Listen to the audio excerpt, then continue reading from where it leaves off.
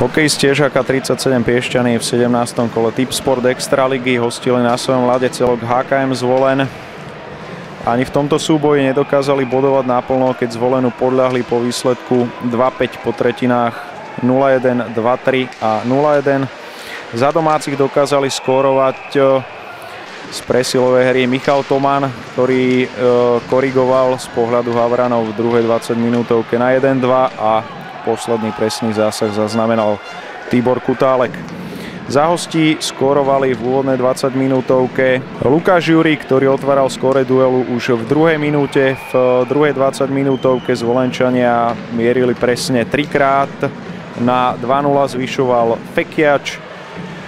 Po skorigovaní domácich hokejistov tretí gól hostí zaznamenal Bortňák a v záverečnej tretine sme videli jeden jediný presný zásah, o ktorý sa postaral hostujúci zadák Hraško.